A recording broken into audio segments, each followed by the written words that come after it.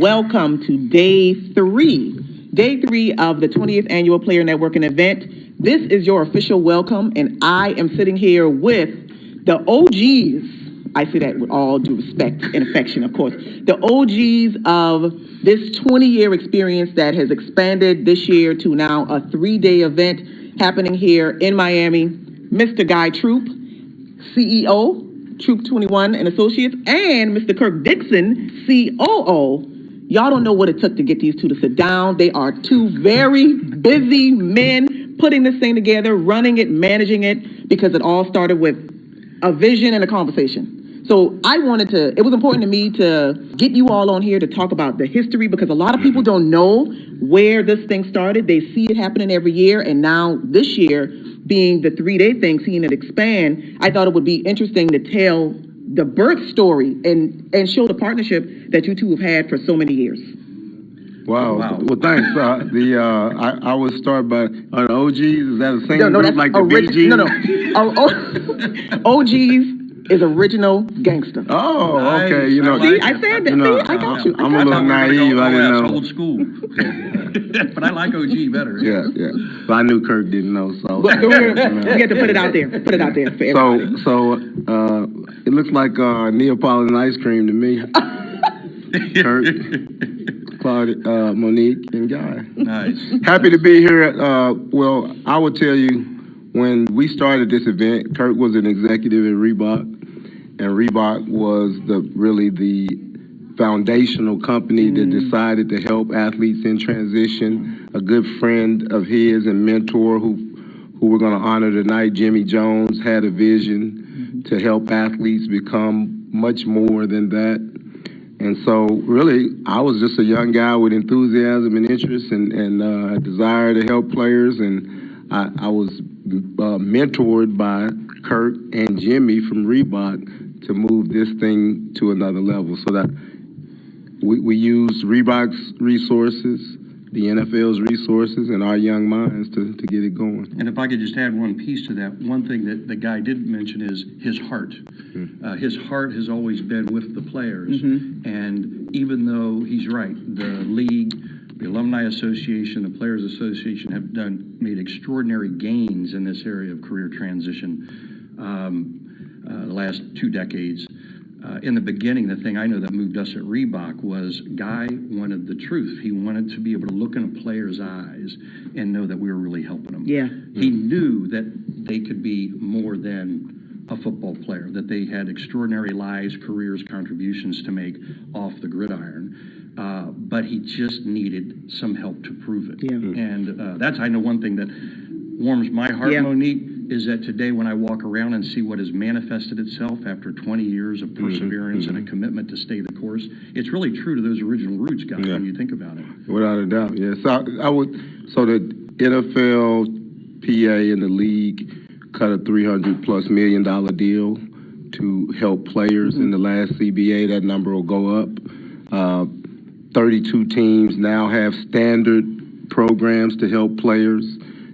There's tons of resources that are there, and so I'm happy just to be a small part of that vision. And I'd be remiss if we didn't talk about 2 other people, John Wooten, which was the first man to actually work and give the league the vision to have player development, and then Dr. Lim Burnham, who hired me and turned me loose to just do what I could do. He trusted me enough to build it, and I'm grateful. So Kirk remembers the first P&E, a small, 20 athletes, 20 corporate folk. Wow. On a patio Marriott Coronado in San Diego. Well, actually, the first one was in a bar at Chidi Hanatu, who played for the Bucks. Right. San Diego was 2. Yeah. And to be here now. Yeah. Well, there were no booths. There was no educational seminars. There were really only one sponsor. We didn't have any sponsors. Right. You were really piloting, testing a concept, which was what happens around the excitement of the Super Bowl weekend when you get players there who, instead of just signing autographs, are going to meet some folks that are interested in them as human beings and their careers and business aspirations. Right. What would happen? And when you think about it, it's in a sense hard to believe that 25 years ago that is a novel concept, because today there are so many people Right. fanning the flames and throwing gasoline on it, right? Right, that's but right. You really were a voice shouting to some degree in the desert. In fact, I remember a guy used to have in his office there in New York a poster. You remember the big one to the right? Yeah. And it had a picture of one of the stadiums, and there were 11 helmets on offense on the ground with jerseys and pads, and on defense there were media mics and outfits and first down markers on the sidelines, but there were no people in the stadium. And basically what the tagline was, That illustrated. nothing happens That's without right. people. Yeah. Without, Yeah. and so Guy has always come from a place that, hey, these guys have earned the right to be at the height of their stardom. They've earned the right for the earnings and one of the biggest contracts they can get for a while they can get it, even though we know the NFL stands for not for long. But he was thinking beyond that, to the man, the person inside, not to be treated as a property, but as a human being that has much more potential, far beyond the career after sports. I think that for me, coming in, this would be my third P&E. I think that was something, and there was a conversation that I had with Guy where he said that he's echoed that same sentiment, being very intentional and purposeful about who gets to be in this space, because the goal is to make sure that the people that have access to these men, and not these commodities or not these properties, but to these men, are coming with integrity and honesty, and they're going to treat them right. I think that was one thing initially that was very important to me, and I thought it was, okay, this is going to be a good thing to participate in, because most people don't think about it. I mean, it's sad to say that, but most people don't, especially in the athlete community. More often than not, people are coming with their hands out, and you were very clear about, this is what I want. This is the kind of atmosphere I'm trying to create, because I want these men to be able to walk in here and know that they are safe, and know that everybody in here has the same goal of helping them just shine even more. Monique, you're killing it. I mean, absolutely. I mean, does she just not breathing life into your right. thoughts, your vision, your words? Without a doubt, yeah. I mean, and from my standpoint, it's truly one of the things I want to acknowledge, Guy, as an observer for, 20 plus years, is that's again one of those basic principles you stayed true to, almost to a fault.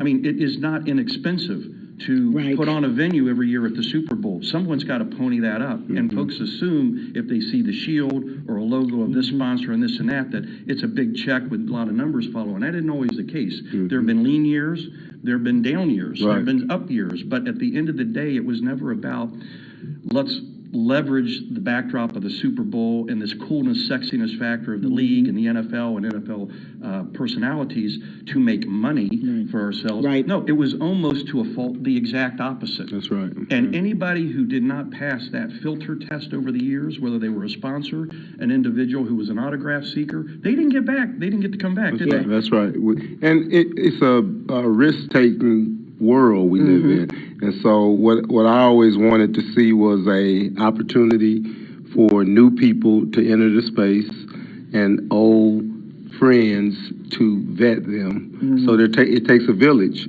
So we have repeat P&E honorees, repeat P&E attendees, repeat P&E players, repeat P&E sponsors and partners that actually do the work for you. Yes. So I can't police every person, but the spirit will do that of this union. Get your head wrapped around that. I would say, I don't know what the number is, 70%, 80%, but it's repeat. Yeah. Someone came 6 years ago, they're here this year, and they've been here every year since, unless there's some dramatic conflict. And that only happens, it does happen because of heart for the cause, I believe, but it also happens because there's value received. Right. And those people, the ones that do maybe slip in, they will filter themselves out, or the village, the incubator that's kind of being created in the space, it's going to weed out the ones that are not of like mind and aren't, on the same page. So I think that alone is what makes P&E, what sets P&E apart. So now, with this being year 20, expanded from 1 day to 3 days, what do you all feel just kind of walking through this space and seeing all of this big footprint with all of these moving pieces, and especially this year, including the high school athletes, adding the STEM piece, all of these things now, it's just growing. The vision is getting so big and impacting so many more people. Tell me what that feels like, and then what you are looking forward in the future. Costa, can I make a comment? Sure. How much time you got? Yeah, well, yeah, he's spot on. Kurt's spot on. What I would say, when I was young and I played football and I won a championship, we celebrated the championship for a week or so, or a couple of days, and then we decided we wanted to win next year. And so that's sort of how I see P&E. That's how we got to 3 days. Yeah. You know, someone said, well, I want to do this. So a player said, I'm most interested in pouring into kids around STEM. And so I said, well, let's activate that at P&E and Super Bowl. Let's let the world know your vision. And so Ray Ellis and Ellis Williams and also Jerry Ball, 3 players, I put them together and said, let's do it. Yeah. And so they all brought different areas to the table, different student athletes. Yeah. And so it was a beautiful thing. And we got to 3 days because we had so much interest in people activating. So we have a mother's network here of an NFL player upstairs right now, the Heal Her Network. Eli Apple's mom does some therapeutic engagement. They're upstairs right now. The University of Notre Dame was here. And so we're just trying to build a community. It's really collective economics and service, all blended into one. And if I'll add a couple. One, Al Smith, Yeah. Toyota Motor Company. I mean, hello. I mean, here's an individual who is not only in his own right an extraordinary human being and corporate leader for his community, for his profession. He gets it. And that's why he's back, right? It's not a 1 year, one time, one hit, one trick pony type of thing. And those are the most powerful partners. It comes back to that repeat value exchange. But when you hear him and his vision for the Toyota Motor Company and his role that he has played, there is a service orientation, a humanitarian orientation, a community development orientation, and certainly an economic development component. But I have never been more impressed with a title sponsor or a partner than that man right there. Yeah, well, I mean, would you agree with that? Toyota is a world-class organization, and we're privileged and blessed to have the opportunity to speak with them, be at the table with them, and have them support P&E. Yesterday, he commented in our Mentoring Elite Athlete series that we have to do more, though, than events. We have to activate for 365 days. So that's really the next level of P&E to answer your questions. I view it as an opportunity to celebrate the past year's victories and to introduce new ideas, but more than anything, create sustainable programs that athletes are driving. And I'm going to give you a tangible example, to piggyback on that, because I know we don't have enough time to cover all of them. But when you're dealing with some old dogs, what did you call it, an OG? OG. When you're dealing with some OGs, we got some stories, right? Right. But where the rubber meets the road on that 365 days, this is an event, it's a weekend, so what happens after this? But it is, if anything, a beating of the drum or a cheerleading of making players aware and encourage them to gain access to resources that existed then, but more exist today. And when they take advantage of those and they plug into this network, this community, good things can happen. There are very few people who get from here to here at the pro level in football and can say, I did it alone. It's impossible. And the same is true in the corporate world. The same is true in the independent business world. So getting players to be comfortable to access quality, intelligence, emotional intelligence, the right people, the people who are out for an exchange of value or who can be trusted, and some who just frankly want to prove that they might be former athletes. They want to prove we're right, that athletes are more than what's under the helmet or what's beyond the jersey. Brandon Moore was an intern at Reebok back in 1994, tied in for the New England Patriots, came because of a program that Guy and Lynn Burnham were hosting and testing and rolling out. Not a lot of people knew what to do with athletes inside their corporation in a short 12-week window called the off season. And Brandon came. And when we would do the classic career assessment and why are you here? What do you want to accomplish beyond football? They already have enough people focused on football. Our whole gig was what you're going to do after, and you got a moment to think about it. And we have a partner, Reebok, who is interested in helping fulfill that. And his goal wasn't very specific, but it was articulated. I want to do something in the outdoors. I want to do something in the environment or to help wildlife.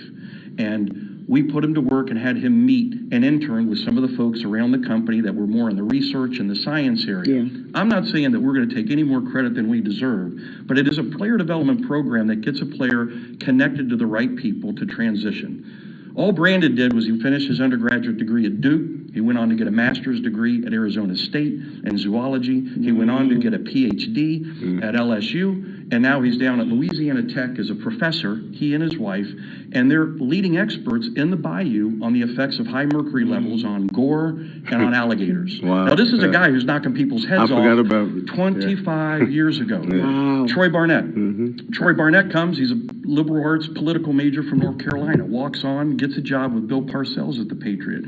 We get him at a time when laptops and smartphones aren't the thing. He's a guy chasing Steve Young down, for sacks.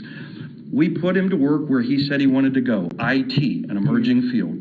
But he was a liberal arts guy. Now, mind you, Bill Parcells had nicknamed him in the locker room Laptop because he had that with him everywhere he went, but he was self-taught.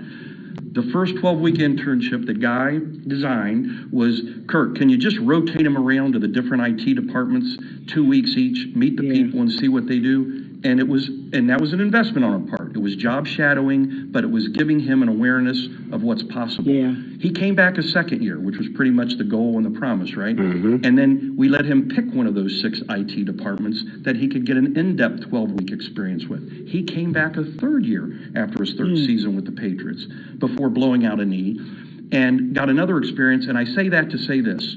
That was his interview. It was a 3-year interview with Reebok International. So when I got the call, driving to work one day in Boston, from Troy, it said, hey, just told my agent I'm done. I'm hanging up the cleats. Wife agrees, etc. I'm ready to go to work. Do you think Reebok would hire me or see me? I made one call, and within 2 minutes, we got a call back from our CIO, the Chief Information Officer, said he's hired. I mean, that was his interview. And it's a feel-good story, and he's the poster child of how it's supposed to work. But I say that to say this. That was 25 years ago. 7 years at Reebok, 2 promotions. He gets lured away by a recruiter by Under Armour. Another increase in responsibility. 12 years at Under Armour in IT, building his craft, training for his skill and his talent. And today he's in New York as a senior executive with SAP, one of the world's largest IT makers. This is a guy who's knocking out heads 25 years ago. I would argue that today in his church, in his family, in his life, that NFL is a PS. He's really Troy the IT guy. He's really Troy the smart guy, but he's a poster child for what that a ball player can be anything that they choose to be, right? Without a doubt, I guess to put a period on that, Laptop, a liberal arts major, utilized the transferable skills he had. He wasn't trained in IT, and worked his way through corporate America to the top of the food chain. So Troy, we love you, man. Hope you're out there watching P&E live with Monique and Kurt. Neapolitan ice cream. All right, so I know that OGs have to get busy doing OG things. So I definitely want to thank you both, first for sitting down with me because, again, it's a lot happening in here today, for the courage to say yes to the vision, and for the commitment to stay the course.